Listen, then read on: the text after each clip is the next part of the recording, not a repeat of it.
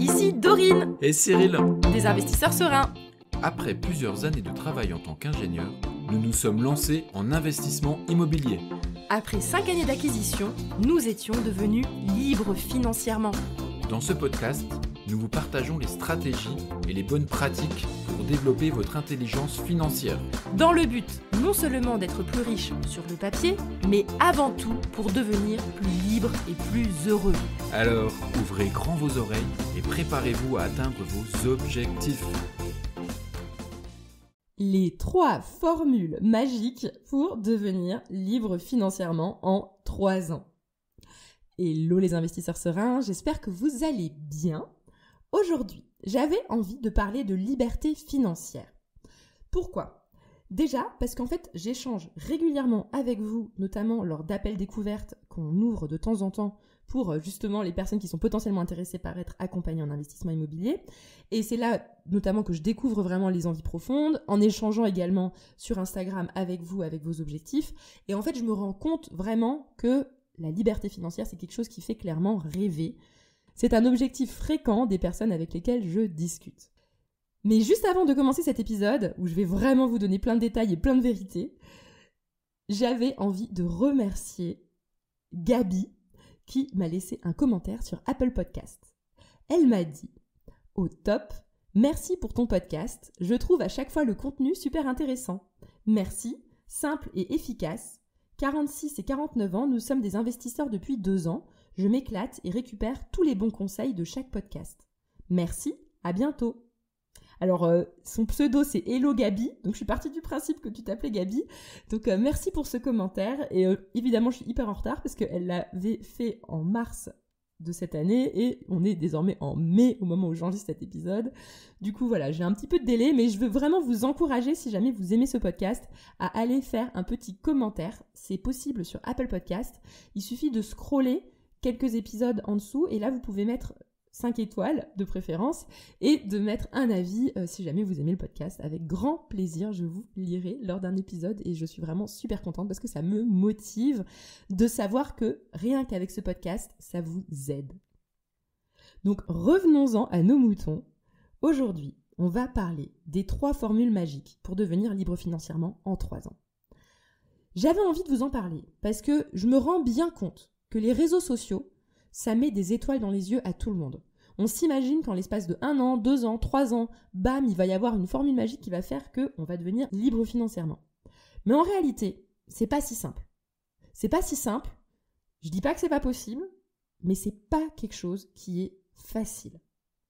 Et j'ai envie dans cet épisode de vous partager pour moi les 3 chemins possibles. Donc j'ai appelé ça les formules magiques, mais bon, en réalité, il n'y a rien de magique du tout, vous allez voir, qui vont vous permettre d'atteindre cet objectif. Cet épisode, en fait, est un peu la synthèse également des rencontres que j'ai faites. En discutant avec des personnes libres financièrement, je me suis rendu compte qu'il y avait en réalité 3 façons d'y être parvenu. 3 grands, on va dire, grands chemins qu'on peut emprunter. Alors, je précise tout de suite, les 2 premiers chemins, je les considère comme étant accessibles, grosso modo, à tout le monde, alors que le 3e chemin, c'est un chemin, on va dire, un peu plus privilégié, qui n'est pas forcément accessible à tout le monde. Mais je vous le dis quand même, parce que je me dis, peut-être que certains d'entre vous seront concernés par ce cas. Donc, le premier cas de figure que j'ai côtoyé régulièrement, j'appelle ça les brutes de l'immobilier. Qu'est-ce que c'est ? La première formule magique que vous pouvez donc utiliser pour devenir libre financièrement en l'espace de 3 ans, c'est qu'il va falloir que vous vous transformiez en passionné de l'immobilier, que vous achetiez des biens absolument délabrés, que vous gériez les travaux et même peut-être que vous en fassiez une partie, et le tout pour mettre en location courte durée. Ça pour moi clairement, c'est la version brute de l'immobilier. Évidemment, on ne peut pas savoir avant d'avoir fait son premier investissement si on est plutôt de ce type d'investisseur ou pas, mais typiquement, les 2 personnes que j'ai interviewées sur ce podcast que je mettrai dans cette catégorie, c'est Mathieu Jamois, que j'avais interviewé sur l'épisode numéro 61, et il y avait aussi Steven Deshabreux, dans l'épisode numéro 57. Ce sont 2 personnes qui se sont vraiment mis, corps et âme, dans leurs investissements immobiliers, qui font une partie eux-mêmes, à la sueur de leur front, au niveau des travaux pour vraiment minimiser les coûts et donc maximiser la rentabilité, et également qui sont vraiment pas du tout fainéants sur la mise en location. Alors en l'occurrence, Mathieu Jamois, je me rappelle plus exactement quelle était la proportion de location courte durée, de location longue durée qu'il avait faite, mais je sais que Steven de Habreux, lui, il avait fait quasiment que de la location courte durée, sa spécialité. Donc ça, pour moi, c'est la première formule qu'on peut appliquer si jamais on veut devenir libre financièrement. J'ajouterai d'ailleurs dans cette formule également que j'inclus dedans les personnes qui vont faire de la sous-location professionnelle. Donc sous-location professionnelle, ça veut dire que vous prenez un bail classique d'un appartement. Donc par exemple, vous allez voir un propriétaire, vous lui dites écoutez, j'ai envie de devenir locataire de votre bien et en fait, je vais prendre un bail professionnel de telle sorte à ce que moi, je vais m'occuper de le mettre en location courte durée. Et donc, je vais vous payer un loyer, monsieur, mais moi, pendant ce temps-là, je vais faire de la location courte durée dans votre logement. Donc ça, c'est quelque chose qui existe. Il y a beaucoup de personnes qui le font, enfin beaucoup. J'en connais quelques-uns qui font ça également. C'est quand on peut plus vraiment emprunter et donc en fait, on fait ça pour pouvoir augmenter et se créer du cash flow. Ça, pour moi, c'est également quelque chose de chronophage parce que ça veut dire que vous allez devoir gérer la location courte durée de logements supplémentaires. Il n'y a pas le côté effet de levier parce que vous remboursez aucun emprunt à la banque. Au contraire, vous payez un propriétaire pour de la location classique. Mais, en effet, ça rapporte du cash flow. Et l'autre point aussi par rapport à ce profil de brut de l'immobilier, j'inclurai également les gens qui deviennent marchands de biens. Pour moi, les marchands de biens, c'est vraiment des gens qui sont passionnés, pareil, d'immobilier, qui veulent faire de l'achat-revente, qui vont faire des associations, qui vont créer peut-être même des offres clés en main pour des gens, et donc ils vont prendre du temps à trouver des biens peu chers, avec beaucoup de travaux, potentiellement les rénover, les revendre derrière. En fait, en gros, ce que je veux juste vous dire dans cette première formule, c'est que vous faites de l'immobilier votre métier à temps plein. Voilà, ça c'est pour moi, c'est clairement cette façon de faire. En tout cas, quand je dis votre métier à temps plein, c'est votre métier à temps plein en tout cas pour les 5 premières années de votre parcours d'investisseur immobilier, pour que vous ayez suffisamment de cash flow pour réinvestir, enchaîner les investissements, vous créer de la trésorerie. Et c'est comme ça, en fait, que vous pouvez faire grossir votre patrimoine à vitesse éclair. Donc ça, voilà. Ça, moi, j'appelle ça la stratégie numéro 1, qui est la stratégie brute d'immobilier. Mais il n'y a pas que cette stratégie. Donc on va continuer avec les autres stratégies. La deuxième formule magique pour devenir libre financièrement en 3 ans, c'est une formule, on va dire, un peu intermédiaire. Je l'appellerai, ou en tout cas, plus raisonnable, ou un peu plus pour les gens qui ne sont pas passionnés d'immobilier. Je ne sais pas si vous voyez ce que je veux dire. C'est des gens qui ne veulent pas non plus en faire de l'immobilier leur métier pendant 5 ans à côté de leur boulot en mode truc de ouf, quoi. Franchement, je trouve ça génial. Hein. Je pense que c'est tout à fait faisable. Mais voilà, c'est un peu un autre style. C'est donc de se dire, voilà, aujourd'hui, je suis salarié. Je gagne bien ma vie. J'ai des économies de côté. Et je sais qu'à terme, j'ai envie de devenir libre financièrement, mais je n'ai pas forcément énormément de temps. Je dois gérer peut-être ma famille, mes enfants, peu importe ce que vous avez à gérer en même temps, et vous vous dites, ok, je me lance en investissement immobilier, je vais faire le plus rentable possible. Quand je dis le plus rentable possible, c'est-à-dire avec du cash flow positif. C'est pas évident, j'ai pas dit que c'était facile, mais vous allez faire quand même des bons investissements, mais par contre que vous allez les mettre plutôt en location longue durée. Donc ça peut être des colocations ou des locations longue durée plus classiques. Vous pouvez même acheter des immeubles. Et donc, en fait, ça, c'est, entre guillemets, la première étape de cette formule qui est d'essayer de vous endetter au maximum en achetant des biens à cash flow positif. Mais, quand vous faites ça, vous savez que c'est pas uniquement sur le cash flow que vous allez en vivre. Et ce que vous allez faire, donc, c'est qu'une fois que vous vous êtes endetté au maximum, vous allez rentrer dans l'entrepreneuriat. Mais dans un entrepreneuriat qui vous fait vraiment kiffer. Par exemple, j'avais envie de vous donner les exemples d'interviews de personnes que je considère dans ce type. C'est par exemple Jérémy Nabé, de l'épisode 109 qui est assez récent, que vous pouvez aller écouter. Lui, il a fait des investissements en colocation très rentables, qui génèrent du cash flow, mais pas suffisamment pour en vivre uniquement. Et donc, il s'est lancé également en entrepreneuriat en même temps. Et c'est là finalement la combinaison de ces revenus qui font qu'il peut vivre aujourd'hui. Pareil, par exemple, pour Mélanie et Corinne d'Investir comme elle, que j'ai interviewé sur les épisodes 95 et 101. Elles se sont lancées de façon rentable dans les investissements, pas mal des colocations, il me semble. Et une fois que ça s'était en place, elles se sont dit, mais j'ai envie d'avoir de nouveaux projets entrepreneuriaux parce qu'elles sont entrepreneurs dans l'âme. Et donc, en fait, c'est finalement la combinaison des revenus de l'immobilier et des revenus de l'entrepreneuriat qui font qu'ils en vivent. C'est intéressant de vous poser la question quel est le type de liberté financière que vous voulez atteindre.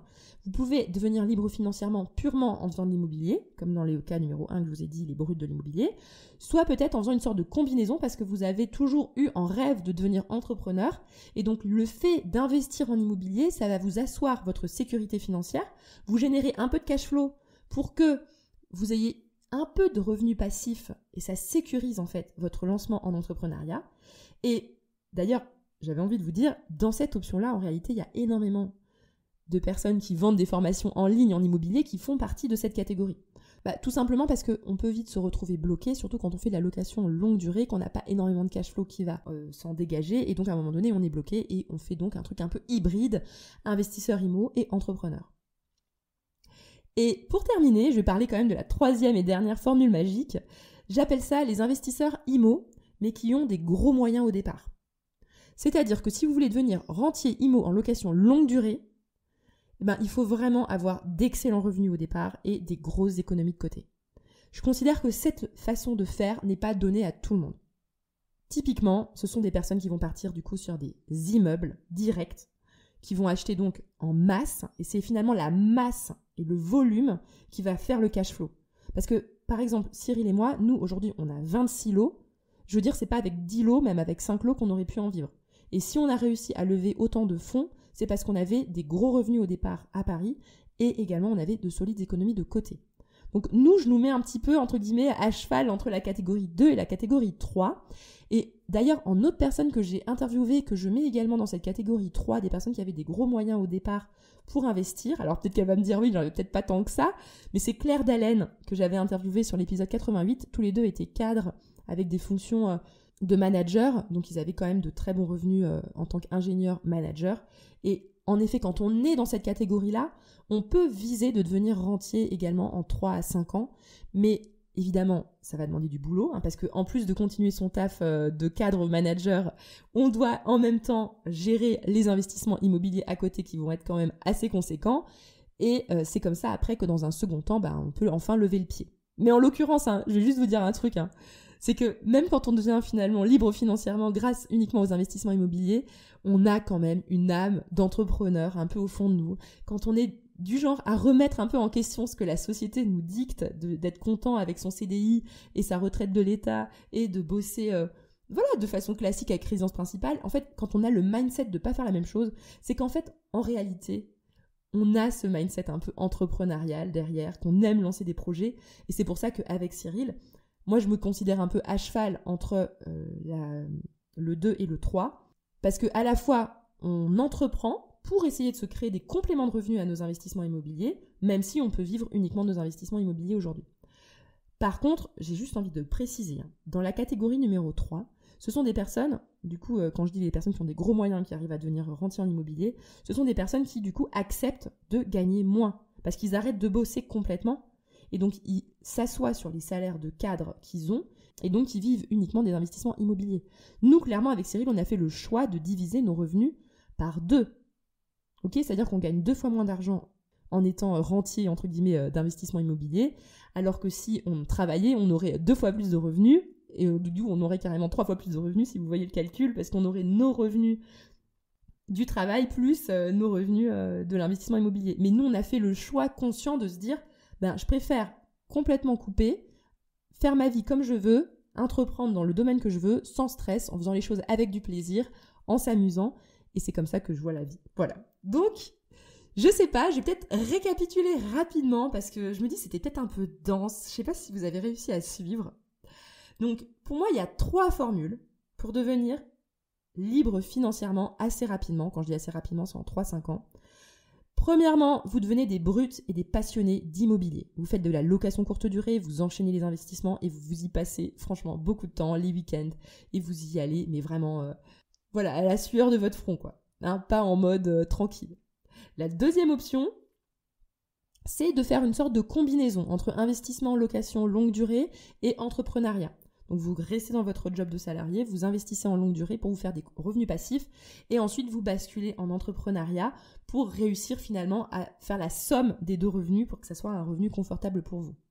Et la dernière façon, ce sont pour les personnes qui ont des gros revenus au départ, des très très bonnes économies de côté, donc plutôt des cadres, ingénieurs, managers, qui peut-être sont en couple pour avoir encore plus de force de frappe, et donc qui peuvent acheter directement des immeubles en location longue durée.